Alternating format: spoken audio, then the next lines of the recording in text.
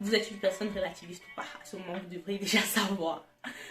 Coucou tout le monde, j'espère que vous allez bien. Aujourd'hui, on se retrouve pour une nouvelle vidéo et aujourd'hui, on va parler du relativisme.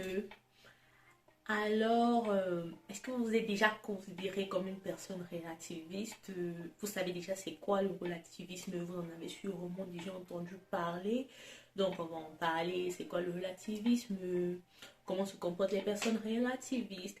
Et la plus grosse question, parce que après avoir lu des articles sur le relativisme, ma question était, mais est-ce que le relativisme serait une bonne ou une mauvaise chose au jour d'aujourd'hui?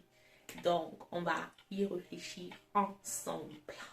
Donc, la personne à qui on doit la théorie du relativisme, c'est Protagoras, qui était un philosophe grec. Bon, il était plus sophiste que philosophe du 5e siècle avant Jésus-Christ. Et sa théorie affirme que l'homme est la mesure de toute chose. C'est-à-dire, ta vérité, ce qui est vrai, ce qui est dépend de toi, dépend de tout un chacun et varie d'une personne à une autre. Donc, en gros, à chacun sa vérité. As simple as that, aussi simple que ça, à chacun sa vérité. Et je suis très d'accord avec cette théorie. C'est clair que chacun a sa vérité dépendant du milieu culturel dans lequel la personne a grandi, du milieu social, des croyances religieuses. C'est clair. Donc, on ne peut pas demander à ce que des personnes ayant grandi dans différents milieux sociaux, culturels, géographiques, partagent absolument le même point de vue sur différents trucs. Donc, à un moment donné, il y aura toujours des divergences. Il y aura toujours des divergences de par, d'abord, la différence de l'évolution et aussi le fait que l'humain, même en soi, est unique. Que ce soit, si on était tous pareils, on serait tous pareils physiquement ou bien même des jumeaux ont différents traits de caractère, différentes manières de penser. Donc, vous voyez un peu. Et la société, c'est différentes personnes venues de différents endroits, ayant grandi avec différentes croyances et on les regroupe dans la même sphère. Forcément, il y aura des divergences d'opinion, il y aura des trucs sur lesquels nous ne serons pas d'accord. Maintenant, le relativisme consisterait à ce que chacun ait sa vérité et non à ce que chacun ait à accepter ou à admettre la vérité d'une autre personne. Ou encore moins à ce que quelqu'un cherche à imposer ou à apporter sa vérité à une autre. Donc, la vérité est relative. Ok, donc la vérité est relative, c'est-à-dire dépendant de ce que tu crois bon ou mauvais. Déjà dans le relativisme, il n'y a pas de bon, il n'y a pas de mauvais, il y a juste ce qui est bon pour toi, ce que tu connais comme étant bon. Il y a ce que... Genre, c'est carrément embrouillant. Ça se contredit même. Donc, dépendant de ce que tu crois être bien pour toi, tu as ta vérité en fait. Dépendant de ce que tu connais comme étant bien ou alors ce que tu connais comme étant mal, tu as ta vérité et tu as ce que tu ne cautionnes pas comme étant bien aussi. C'est-à-dire, dans la théorie du relativisme, on ne peut pas se permettre de juger les opinions d'une autre personne. On ne peut pas se permettre de juger les pensées d'une autre personne. On ne peut pas se permettre de juger les valeurs d'une autre personne parce que toutes ces choses sont relatives d'une personne à une autre. Donc, je suis très d'accord pour le relativisme. Je suis très d'accord depuis que j'ai un peu appris à relativer, même avant de lire des articles dessus. Tu vas pas me retrouver dans les discussions d'opinion, dans les débats d'opinion, ou bien à dire mais pourquoi telle personne pense comme si.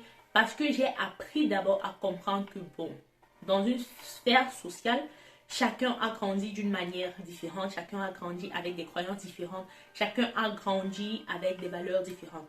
Donc ce qui pour toi serait vrai aujourd'hui sera peut-être pas le cas pour une autre personne. Donc, tu connais ça et ça t'évite beaucoup de drama, ça t'évite beaucoup de contradictions. Et tu cherches de moins en moins à convaincre les autres de ton idée. Et tu comprends aussi mieux les autres.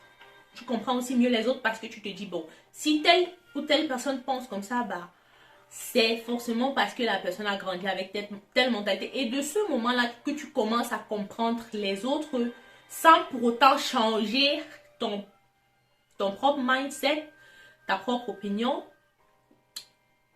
tu t'en sors mieux dans la société. Et c'est là le bien fondé du relativisme. Si chacun acceptait que la vérité n'est pas la même pour tout le monde, dépendant de ce que tu as eu à entendre sur tel sujet, ou alors ce que tu as eu à voir, ce que tu as eu à vivre, tes croyances religieuses, par exemple, les croyances religieuses, ça diffère d'une personne à une autre et tout, et vous n'allez pas me voir dans les débats du genre, non, telle religion est comme si telle... Non, parce que tout ça est relatif. Si par exemple j'étais née dans une religion musulmane, je serais musulmane aujourd'hui. Donc c'est pour ça que je ne vais pas directement commencer à dire l'unique vérité, c'est ceci. Parce que je sais que la vérité aurait été différente si le contexte était différent. Voilà déjà pour une partie du relativisme. Voilà. Vous êtes une personne relativiste ou pas? À ce moment, vous devrez déjà savoir. Donc, voilà déjà. Mais ma question est, si il n'y a pas de bien, il n'y a pas de mal.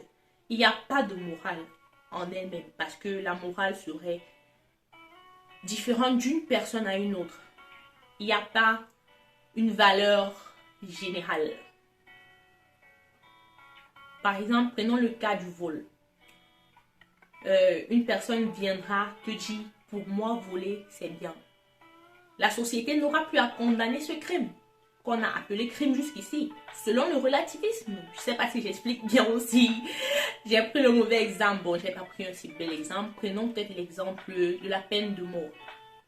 De nos jours, il y a des sociétés qui admettent la peine de mort. Il y en a qui la refusent, l'interdisent définitivement.